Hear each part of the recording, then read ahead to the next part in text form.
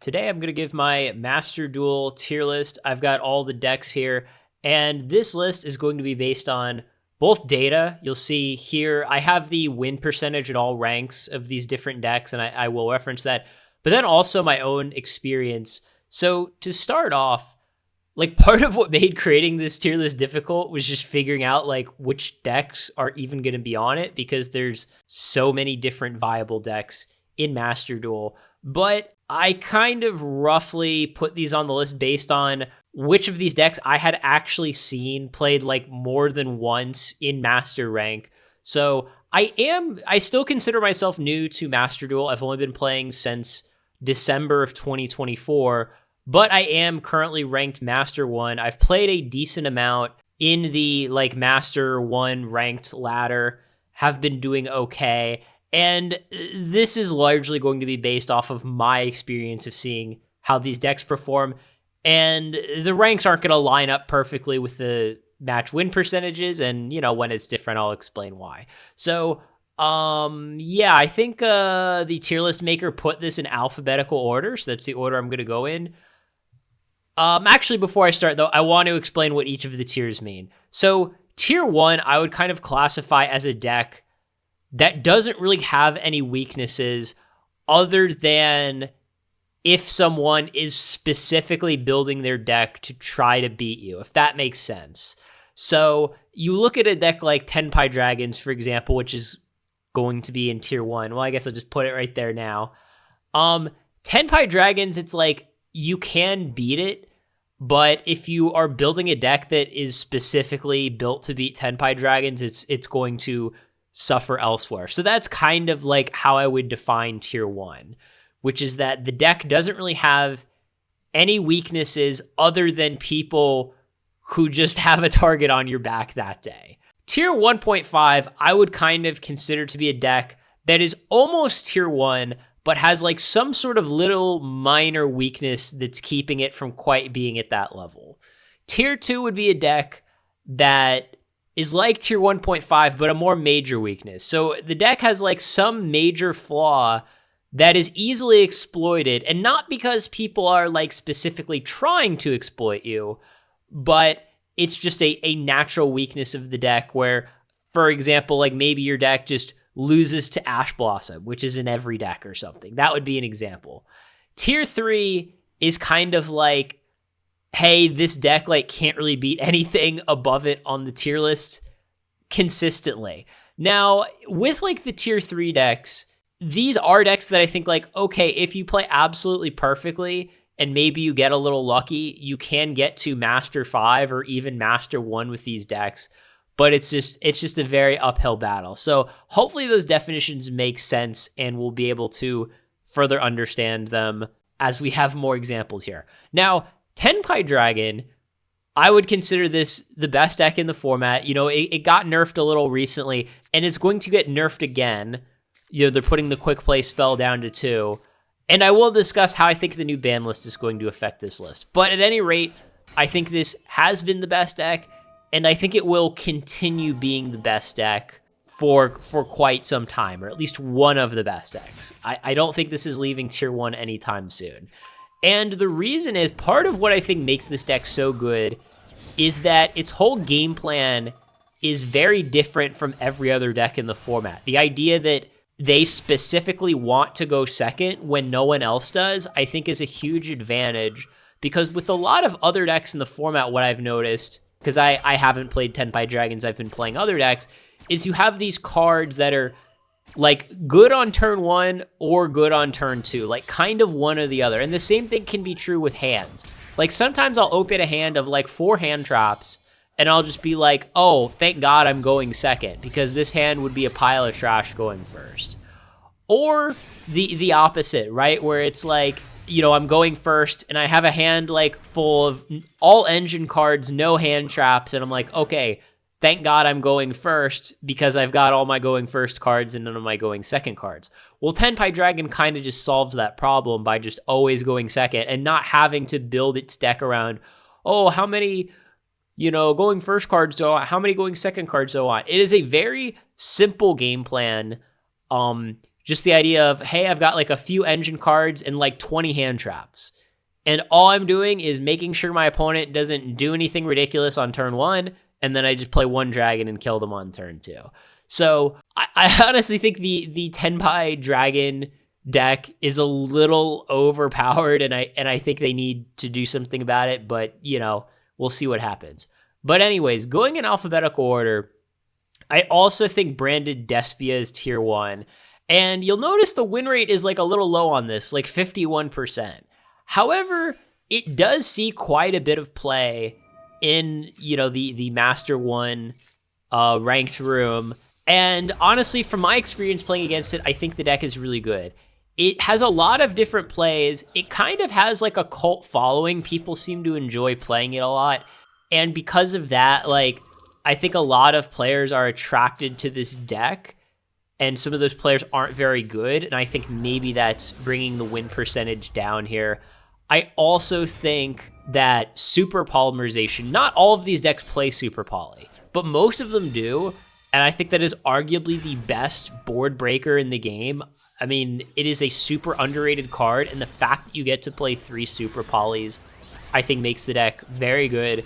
It's very flexible. I've had a hard time playing against it personally. I don't know like what my personal record against the deck is, but it's probably negative. So maybe some bias there. I do think that Tenpai Dragon is better, though, for now. Again, we'll discuss with the ban list changes. Maybe you could debate the order there. So Centurion / White Forest, I see some other people's tier list kind of separate them out into 2 different decks. Normally, I see those 2 engines played together, and I think they're roughly like similar in power level. To me, like Centurion, it's definitely not tier 1. I would probably put it in tier 1.5, but I think like towards the bottom of tier 1.5. And from my experience playing against the deck, their sort of like turn 1 boards don't seem nearly as strong as some of the decks that are going to be ranked higher than them.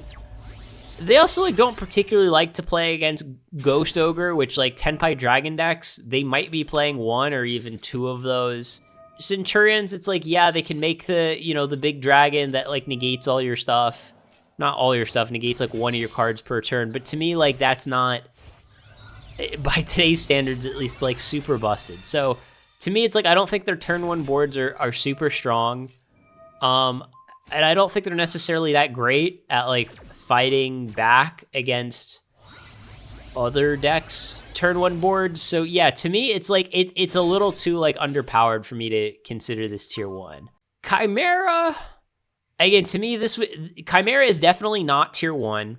I think you can debate whether it's tier 1.5 or tier 2. I'm gonna put it like probably like towards the higher end of tier 2. Again, just because their boards aren't super strong. This is another deck where you can play super poly. Some lists do. But I think, like, if you want to be using Super Poly as, like, a way to sort of exploit the meta and be this insane board breaker, I would rather just play Branded over Chimera. And they do have, like, the one fusion where, you discard a card out of your opponent's hand on turn 1, which, I mean, that's, like, nice if you just hit the best card in their hand. But a lot of times they're just kind of like, oh, yeah, I don't care. And, you just lose even after your deck kind of does its thing. So to me, it's like one of the standards that I'm using to evaluate these decks is if the deck kind of does its thing, it has to win a lot of the time, right? I think that's what separates, Chimera versus Branded Despia. I feel like if Branded Despia gets its engine going, its win rate is higher than Chimera getting its engine going. And I know the stats, like, they might mislead you. You're like, well, it says here 52% versus 51%. Well, the higher I've climbed, the more I've seen Branded Despia and the less I've seen Chimera. And I think that's for a reason, personally. Dragon Link, I would put this in tier 2. And I think I would put it below Chimera. What is nice about Dragon Link is that it really does have some long, extended turn 1 combos where you can make like pretty decent boards, but they're not impenetrable. And I feel like because its engine is so, it requires so many cards, you don't have a lot of room to play like board breakers and hand traps. So I feel like part of where Dragon Link suffers is going second. And even going first, like, yeah, you're going to win more than half the time when you're going first, but it's not some ridiculous percentage of the time. Moving on to Drytron, I'm putting this in the I don't know tier. Yeah, I just haven't played against this deck a lot. Like, I've played against it maybe like once or twice, and I think like I just won really quickly both times, so I didn't really get to see much of like what the deck does. I know it's one of the newer decks, like it recently got some support. And yeah, maybe this is a case of this deck is really good and people just haven't figured it out yet. I'm going to withhold judgment on Drytron. If I had to guess, I'd say it's like probably 1.5 or 2, but I don't want to mislead you all and tell you that, oh, I'm an expert on this deck when I'm really not. I don't know how the deck works or how good it is. Gimmick Puppets, this is the deck that I've played the most, so I'm probably the most qualified to talk about it. I would put it in tier 1.5 above Centurion / White Forest. I would put this in like high tier 1.5.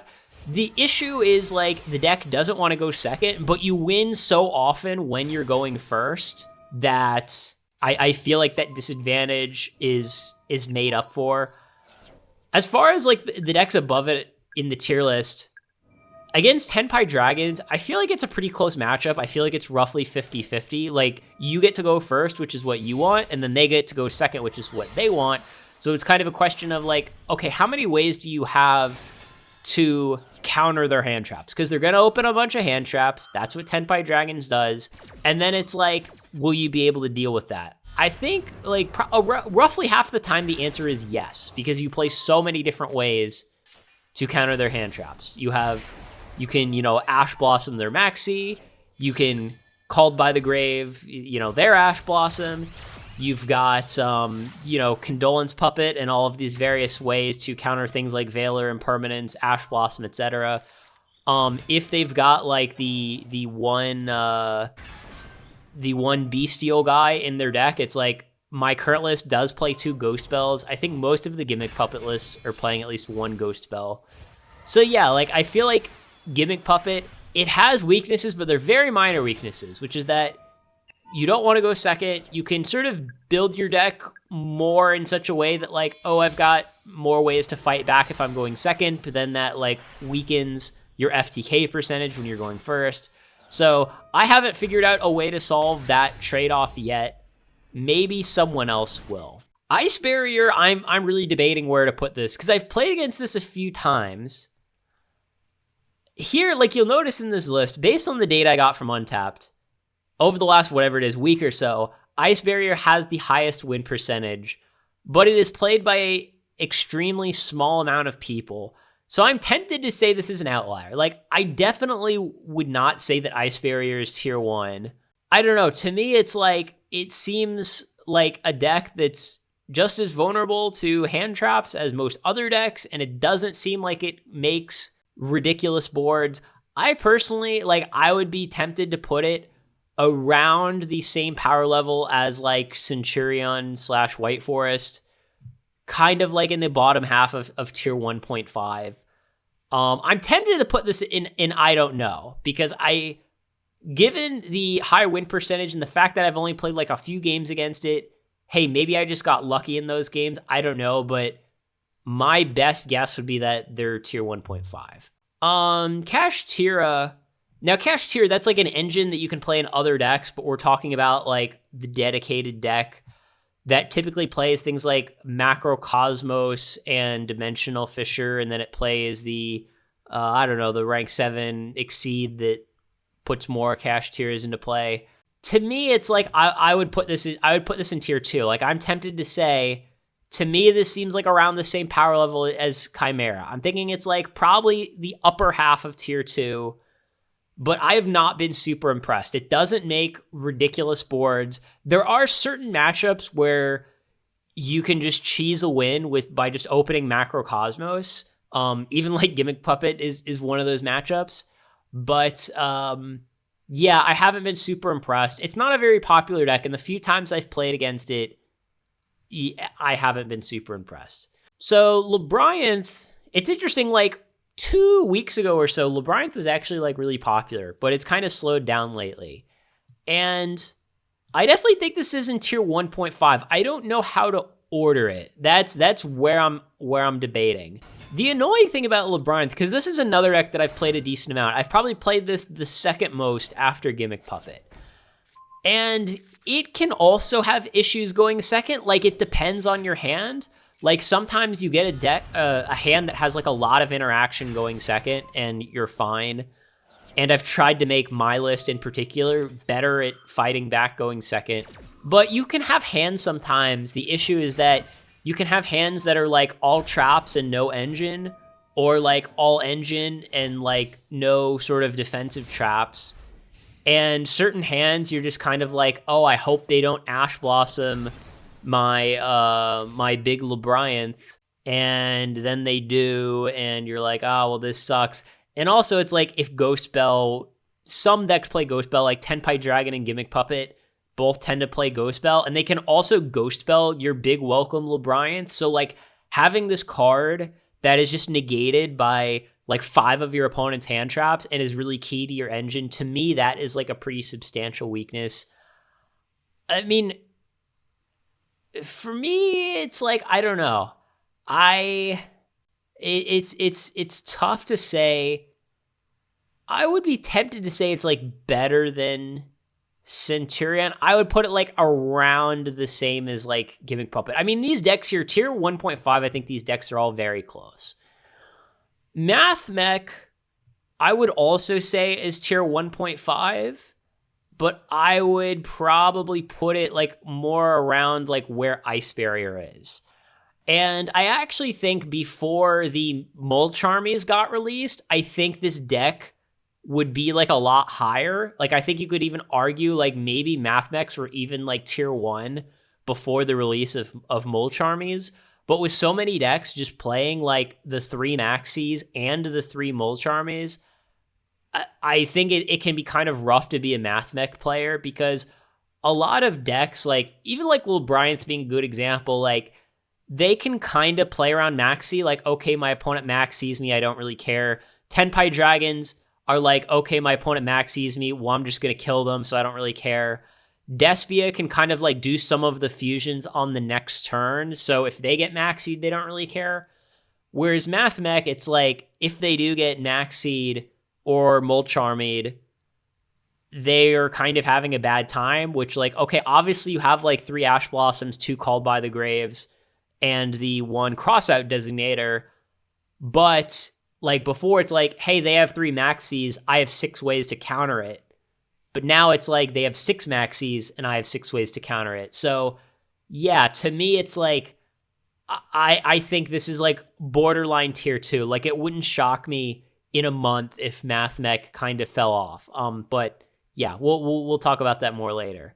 Melodious, I also would definitely say is tier 1.5. Most decks, by the way, just spoiler, like I haven't figured out in advance where I'm going to rank them, but I do know most of them are going to be in tier 1.5. I would say it's better than LeBryanth, actually, if you're good. Arguably better than Gimmick Puppet too. It's pretty close. I mean, you'll notice these decks all have pretty similar win percentages. So yeah, I've played against this deck a decent amount. And in a way, like I'm kind of mentally classifying some of the other Pendulum variants with Melodious. Like some of these other decks, you don't really want to go second. It can be a little hard to get your stuff going if your opponent sets up first. But they do have some pretty ridiculous turn 1 combos where you can just be like, oh, I can, deal with all your stuff. All my things are untargetable.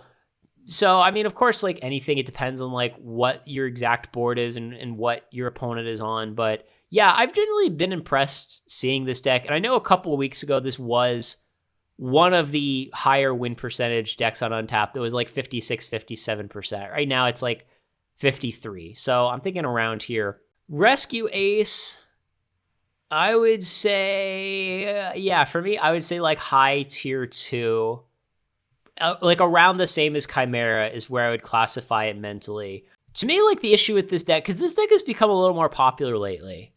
It's a bit more of like a grindy deck, and in the sense that like it's sort of reliant on its back rows to deal with your opponent's things, and then you have the one guy that searches like the 4 spells or traps from your deck and sets them, and that's like a really good setup. But if your opponent just uses like Imperial Impermanence on that guy and you don't get to set your 4 spells or traps, I'm like, okay, well, then you're probably just screwed then. So to me, that seems like a major weakness to me. I've played against this deck a decent amount, and it's like I've won some, I've lost some. Sometimes like my opponent just sets up with all the back rows and like I still win. So I kind of feel like even if this deck like does its thing, it can still lose sometimes. So that's why I'm putting it in tier 2. Rika, yeah, believe it or not, I've actually played against this deck a few times on ladder, and yeah, I'm going to agree with the win percentage here. I think this is tier 3. I think this deck is absolute trash. I don't know why in the last couple of weeks I've played against this deck several times, even in master rank, but this is definitely like a classic example of I can't think of any strengths, and like it has a lot of weaknesses. Yeah, so I think this 42 win percentage, it's here for a reason.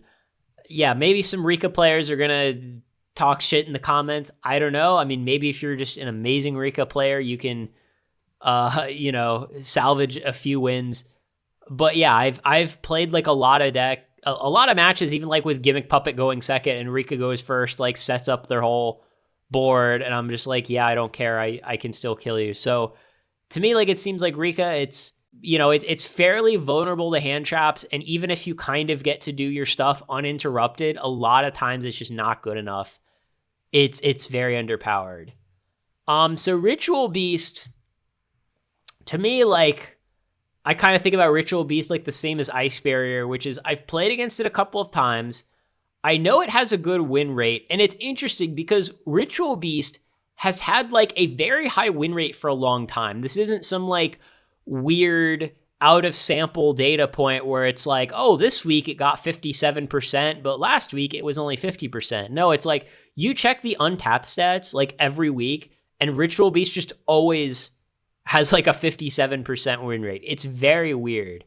And when I've played against it, like the deck has felt like a little underpowered, but I know like for what Ritual Beast players like say online, they just say like, oh, this deck is just like super, super slept on. So it's interesting. It has a high win rate, but a low play rate. I am just going to put this in I don't know. I personally would guess that it's probably around like tier 1.5, maybe even tier 1. But I don't know. I honestly don't know. Salamon Great, to me, like, Salamon Great to me just feels like a worse, like, Snake Eye Fire King deck. So actually, like, I'll just do this first. Snake Eye Fire King, in my opinion, is tier 1. I've played against this deck a decent amount of times.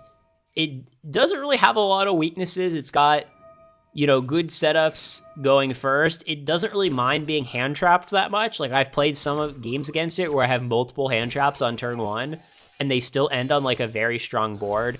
I think as an attribute, I think fire is like a good place to be because you'll notice like both the other decks above it on the tier 1 tier are playing bestial monsters. So like having like, Prometheus, as a link monster that's coming back from the grave that isn't light or dark is really nice. So yeah, lots of people have been playing this deck. Lots of people have been winning with it. I think it's tier 1.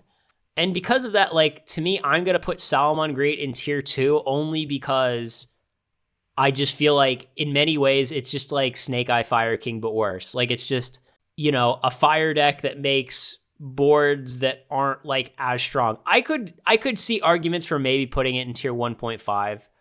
I think it like it can do some good stuff, but to me, it's like, it's a little vulnerable to hand traps. Like, it doesn't have the one card combos that like Snake Eye and some of the other decks higher up on the tier list have. So yeah, I would put this in like high tier 2.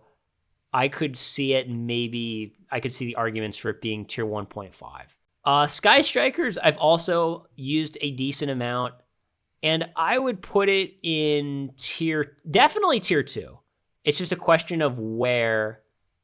I'd probably say like lower half. The major weakness to me that Sky Striker has is that it absolutely hates the Tenpai Dragon matchup. Hates it, hates it, hates it. Like, the one thing that like you're hoping on to beat the Tenpai Dragon matchup is go first, do something. Your Tenpai Dragon opponent uses some sort of hand trap. Maybe it's Ash, let's say. And then you go activate triple tactics thrust, search dimensional barrier. That's basically your entire plan for that matchup. And if you don't do that, they're just going to OTK you such a large percentage of the time. And even that game plan isn't even a very good game plan. Because first of all, if the Tenpai Dragon opponent is smart and they know the matchup, they can just not use their hand traps other than like impermanence. Because if the Tenpai Dragon player doesn't let you get off your triple tactics thrust, you just don't have a way to win, realistically, unless you just hard opened your one-dimensional barrier. And sometimes it's like, okay, you dimensional barrier them on their first turn, and they just still kill you on their second turn anyways. So because Tenpai Dragon is the most popular deck, and because the matchup is so miserable, that in my mind is why Sky Striker is tier 2. But like, I think all the other matchups are actually okay. Like, I'm not saying they're great, but they're fine. Like, a lot of the other decks that are higher up on the tier list, this deck can sort of break up its boards just because you have so many different board breakers. Like, you play, even like Raigeki, you play a Lightning Storm. You can even play like evenly matched if you want to and sort of focus on going second. So yeah, I would put Sky Striker, to me, like, I consider it around the same as like Kashtira, Dragon Link, Chimera. It's in that category. I would probably put it above like Dragon Link and Kashtira, but I think it's close. Sprite, I don't know where the hell this 55% win rate came from, because I do not think this deck is very good. To me, it's like, in a way, like, it reminds me a lot of Dragon Links, actually. You're just sort of going into all of these Link monsters repeatedly, set up some negations, and I think the deck kind of has like a hard time going second. So to me, it does remind me a lot of Dragon Link in terms of like its strengths and weaknesses. And, like some of these other decks that are tier 2 that are trying to make like, a big board turn 1, I think the flaw is that like your nutted hand turn 1 isn't always going to win you the game. And then I feel like a lot of times when you're going second, you just hate life. So yeah, I would put this like in lower tier 2. I mean, this deck has been popular for a while. There's different variations on the deck, but it's kind of all doing the same thing. I'm just going to spam level 2 monsters, make a bunch of links, make a bunch of rank 2 exceeds. And yeah, you typically end on like a few negations, but often that's not good enough. Stun, I would also put in tier 2, but I would probably put like higher tier 2. I think this deck is kind of like underrated. I mean, it depends what kind of setup you have going on. I mean, it really doesn't help that like a lot of the Tenpai Dragon decks are just playing like a Duster, a Heavy Storm, and 2 Lightning Storms. So like your whole plan of, I'm going to summon a barrier statue and set 5 back rows, it can be awkward. But then there's some decks where it's like, even against something like Gimmick Puppet, where you just go first, summon a barrier statue, and it's like, they just have 0 outs. You just win. And Stun, like Chimera, can play Super Poly. Typically, Stun plays the full 3 Super Polys, which is a really nice board breaker going second. But then if you're going second and like you don't have the Super Poly, then you're going to have a pretty bad time. So yeah, I think this is like solidly in the middle of tier 2. I think I would put it above Sky Striker personally. I would put it like in a way, it's kind of similar to like Rescue Ace in that Rescue Ace is, hey, I'm going to summon a guy, set a bunch of back rows. Stun is also saying, I'm going to summon a guy, set a bunch of back rows. They're just going about it in different ways. Soul Sword, I think, even though it's got like a 45% win rate, I would also put in tier 2. I think it's low tier 2, but I would put it in tier 2. I think part of the reason that the win rate is so low is because it's kind of a budget deck. And often what happens with these budget decks is that they attract newer, less experienced players. So the win rate is low, not because like the deck is trash, but because, well, for lack of a better way of saying it, the people who play it aren't as good on average as some of the more expensive decks. So yeah, it's like this is kind of like in the category of like, hey, it's a deck that wants to go first. You know, it sort of spams monsters, sets up a few negates, and hopes it's good enough. In a way, it is kind of like Dragon Link or Sprite, which is why I've kind of ranked it in the same category. You know, it often makes like a Baron Defleur, which is good, but like sometimes not good enough. So yeah, it's like, I think this is a deck where it often feels like worse versions of some of the decks above it on the tier list. Like, I think if you have the option to play like Math Mech or Soul Sword or Sword Souls, probably Math Mech is better. I think pretty much everyone would agree with that, because your combos are a little more resilient and the boards that you end on are slightly better. But yeah, I think this is like bottom of tier 2. Tearlament, pretty popular deck, actually. I play against like Tearlament a lot. I would say it's also tier 2. There's like a lot of different builds. And again, that's like what's kind of hard about like making these tier lists, to be totally honest, is that I'm kind of painting with a broad brush here. But yeah, I would say Tearlament is above these. Yeah, I will probably put it, roughly here. I think this is where Tearlament deserves to go. You know, the fact that you're involving the graveyard a lot sometimes can be awkward. Again, you know, some of these other decks on the tier list, like they do play Bestials, and you play certain lights and darks that you don't want to get banished from your grave, which can be awkward. Personally, I've noticed like the reason I think this is tier 2 is, again, like the boards that you end on going first aren't that insane, in my opinion. Like, okay, you mill yourself a bunch, and like you're often doing kind of well in terms of card economy, but you're not like setting up like 1,000 negations or something going first. So that's why I think it's tier 2. I think it's a fun deck to play, and there are like a lot of different ways to build it. Maybe there's some secret build that I don't know about, but of the builds that I've played against on ladder, I'm pretty confident in saying this is like tier 2. Trap Tricks, yeah, I've actually played against this deck like, I don't know, on several occasions.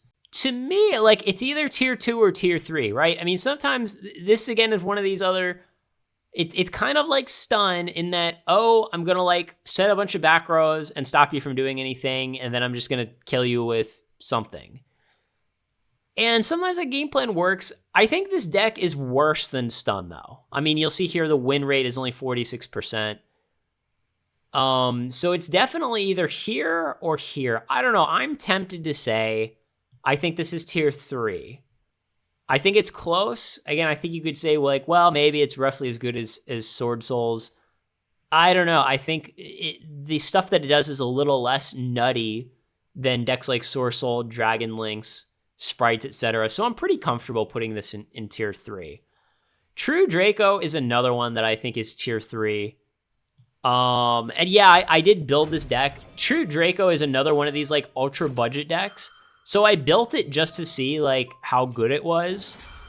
And it's not very good. It's really not. Like, this is one of these decks where the deck has a hard time going second, and a lot of times it has like a hard time going first. I feel like True Draco just really takes it from all ends here. So yeah, I think you will have a very hard time getting to like Master 1 with True Draco. I mean, it's possible. And, you know, there are certain matchups where like they set up some board where like, hey, if you have the Draco continuous traps and you distribute them for your Draco monsters, maybe you can dismantle their board. But I feel like most of the time it's kind of a lost cause. Voiceless, I am putting in tier 1. The order, I think, is like debatable. I don't know. From my experience, I would say it's probably like the second best deck. It's very, very consistent. Has room for, a decent amount of hand traps itself to defend itself when it goes second. It's got, big monsters. It's got negates.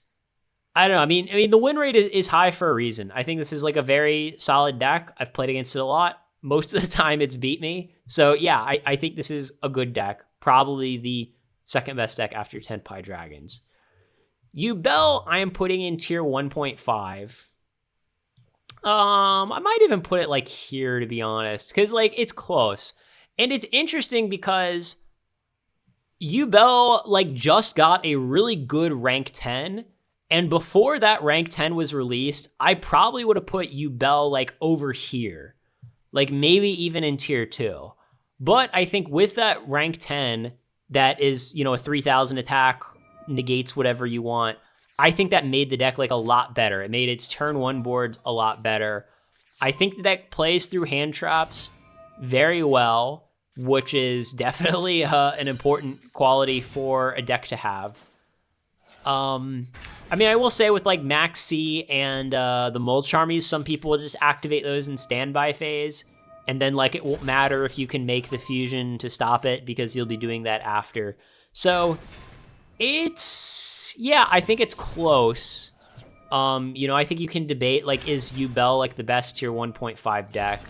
It definitely has some weaknesses, even just the fact that like its win conditions at times can be reliant on ramming your monsters into your opponent's monsters, but then if they don't put any monsters in play, then like how are you going to deal damage? But again, like the rank 10 like kind of solves a lot of that because it has a good effect and it also has 3,000 attack. So in a way, it's like I think Yubel is a little overrated. I think other people would put it in tier 1. I don't think it's as good as these decks here. So this is my tier list here. I think this is like pretty balanced. Lots of different things in each tier. And again, I know people are going to disagree with my list. I mean, when you're ranking like 26 different decks here, when you're ranking 26 different decks, you're always going to get people that have a different opinion than you. But this is my opinion. And I will discuss with the new ban list that's going to go into effect, I believe on February 9th, how I think this is going to change. I actually don't think it changes that much. So a lot of the branded cards are getting unlimited. And because of that, like branded was already kind of like a fan favorite deck. And with all this stuff, like just going to 3, I think branded is going to be even more popular. Yeah, I think branded and Tenpai will still be up here. It might even be like this, right? It might be like, hey, branded gets buffed and now it's better than voiceless. I think that's probably what will happen. And I think if branded ends up being the most popular deck or like roughly as popular as Tenpai Dragons, I think that creates an interesting meta where people are suddenly incentivized to not play decks with a bunch of light and dark monsters because of the fact that branded gets to play like, I don't know, 4 or 5 bestials. So like me personally as a gimmick puppet player, I am not going to be enjoying life if branded becomes like the most popular deck. So I think because of the buffs that branded is getting, I think gimmick puppet is going to go like sort of back here towards the bottom of tier 1.5. I know Heroes also got a buff. They like put that Destiny Hero guy at 3. I haven't really seen Heroes much at all in, master rank play, which is why I didn't put it on the tier list. Maybe, you think I should have made room for it on the tier list. But yeah, it's possible that will, make Heroes more popular or give them a spot here on the tier list. I don't think so. In the short time that I've been playing Master Duel, it seems like when they sort of buff these tier 3 decks, like it's usually not enough. Like the last time they put like Trickstar Reincarnation at 3, but that didn't really make Trickstars a good deck. And, like I said, with branded, I think becoming more popular, playing like a bunch of Destiny heroes that are all dark is probably not where you want to be. So yeah, I think what we'll see is Like Snake Eye's still going to be up here because you don't really care about all the bestials. You have a reasonable matchup against these other decks. I still think the tier 1 will be the same, to be honest. I can't see any other deck like in tier 2 moving up to tier 1, but who knows? I could be totally wrong.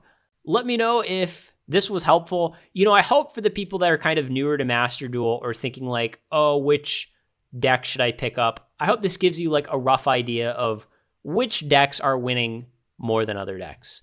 Thanks for watching, guys.